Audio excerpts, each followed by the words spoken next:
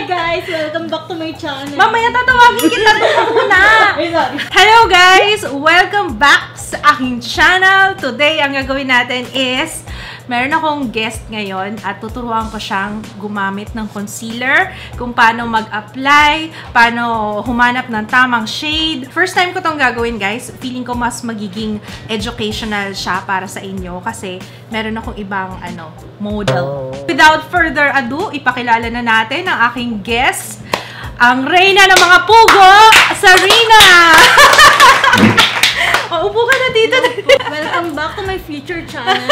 Wow! Para kaangkanin niya. Mga account mo, i-log out mo na. Susunod na video. Mukha mo na no? Nagpo-post na lang favorites video.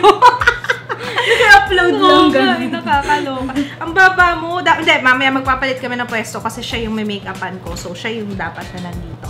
Okay. So, ano yung mga problema mo sa concealer? Feeling ko foundation siya. Nilalagay ko siya sa buong mukha. Ayun. Akala ko mga ganito siya. Oo. Iba ang concealer sa foundation. Ito yung Maybelline Fit Me Concealer. Pinadala to ng Maybelline. Ano yung mga problem areas mo sa face? Ito. Under eye. Under eye. Ayan, may dark under eye circles. Laging puyat. Ang babaeng laging puyat. Dito ka na. Para tayo nagtitrip to Jerusalem dito no? Palipat-lipat ng pwesto. Ito yung Fit Me Concealer. Meron silang 7 shades pero 5 lang yun dito sa akin. Ang wala ako dito is yung honey and yung caramel. So, marunong kang pumili ng shade para sa'yo. Hindi. Tuturuan mo din ako, di ba?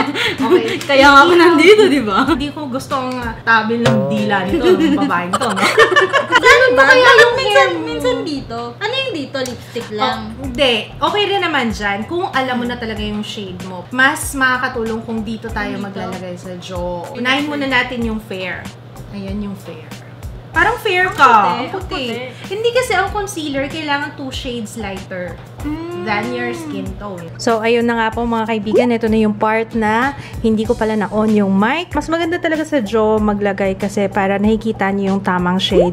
Next is yung light ledger. And then, ito yung medium. Itong medium medyo dark na sa kanya talaga. So, kailangan mahanap natin yung 2 shades lighter than her skin tone. And ayan yung sun. Yung sun naman medyo yellowish undertone siya. Si Sarina kasi is neutral yung kanyang undertone. Ito yung deep. Ayan yung pinaka dark na shade. So, since napili na natin yung shade para sa kanya, which is yung fair, yan yung ilalagay natin sa under eye area dahil according to her, yan ang kanyang problem areas. Yung mga dark circles sa kanyang under eye para matakpan yung eye bags, sa nose bridge, sa gilid ng nose dahil may redness dyan, and then sa gilid ng mouth. And then, of course, sa noo din. And then, gagamitin kong pang blend dito is yung sponge na damp. Pero pwede rin gamitin kung gusto nyo ng extra coverage, daliri. Kasi mas maganda talaga coverage kapag daliri.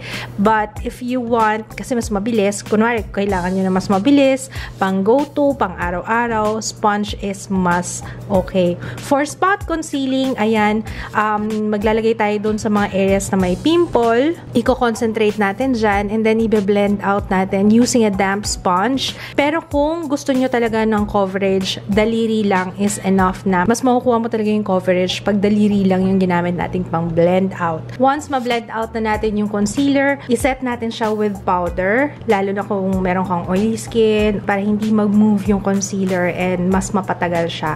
So, ayan, nagawa ko na yung kilay niya.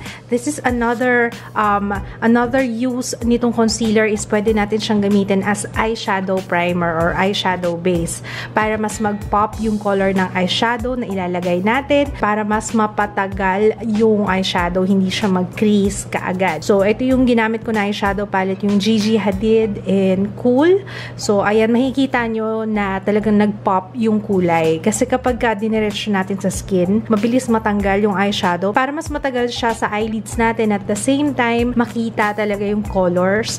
Ayan, concealer. So, again guys hindi nyo na kailangan pang bumili ng eyeshadow base. Concealer lang is enough na. Pwede rin natin gamitin tong concealer pandinis ng kilay. Alam nyo ba yun? Para mas malinis yung ilalim ng kilay, mas plakadong tingnan. 'Di ba? Sometimes yung mga tumutubo ng hair dyan. So, para matakpan yung mga tumutubo na yan, maglagay tayo ng concealer. That way, mas mukhang malinis yung ilalim ng brows natin.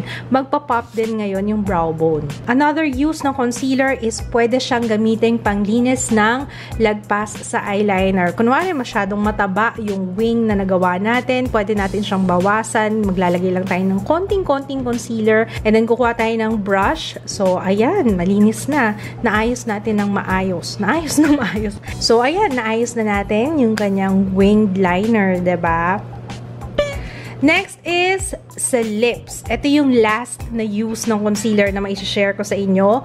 When you apply lipstick, ang ginamit ko dito is Maybelline Powder Mattes in Make Me Blush. Ayan. Pwede natin siyang gamitin na pangpantay dun sa lips. Kunwari, nalagpas ng konti yung lipstick na ginamit nyo. Maglagay lang kayo ng concealer dun sa ibabaw or dun sa part na lumagpas.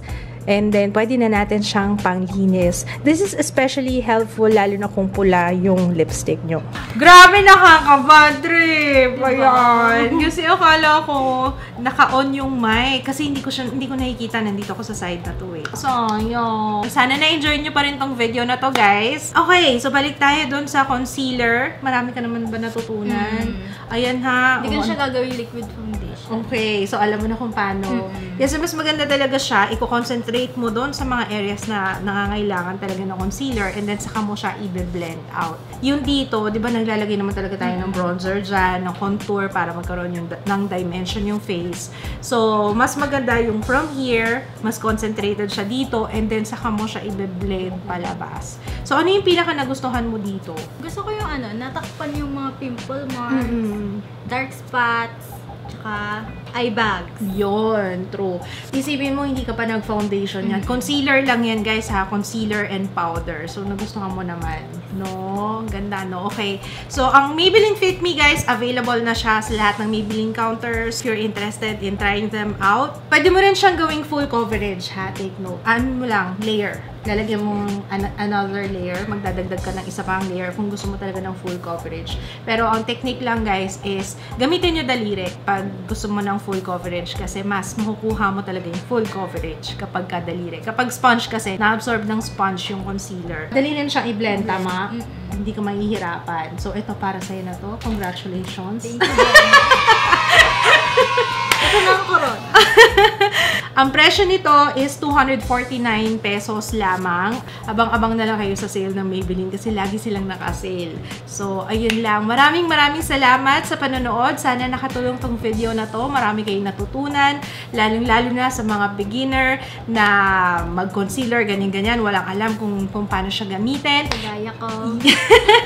And sana natutunan nyo rin kung paano yung tamang pagpili ng shade. Siya kasi neutral siya. So, ang shade na ginamit ko sa kanya is fair. So, pag sinabing neutral, hindi mo mawari kung green or blue yung veins mo. So, ayan. Sa kanya may green, may blue halo. Sa akin, green talaga eh. Okay. Sa'yo may blue. So, neutral siya. Yun lang, guys. Maraming salamat sa panonood. Thank you, Reyna ng mga pugo. Feeling ko walang aagaw ng corona mo. Sige, sa'yo talaga yan. O yung ration ko next week ng pugo. Baka na yun, weekly na yun. Nagtataka sila bakit pugo. Kasi meron silang pugoan. Ayun. At order na kayo. Papa-order ako. Lang talaga. Kasabay na yun, Antlitz brushes. Available na. Mag-bundle tayo, no? With free pugo. Yun. So, ayan, magiging yung 500, magiging 600, tas with 1 box ng pugo. Magandang combination niya, brush and pugo. Guys, sa mga nagtatanong kung sino si Kasarina, girlfriend siya ng brother ko. Ayun. Kasi magkakamukha daw tayo. Akala magpipinsan. Akala pinsan namin. Maraming salamat, guys, sa panonood. Thank you, Sarina, sa pagtulong sa akin dito sa video na to. Kahit masama yung loob ko kasi mag-voice over tayo. Sayang! Pero yan, sana na-enjoy nyo tong video na to. Maraming salamat. Comment kayo sa baba kung meron kayong mga questions tungkol sa pagko-concealer. And yeah, I will see you again on my next video. Bye!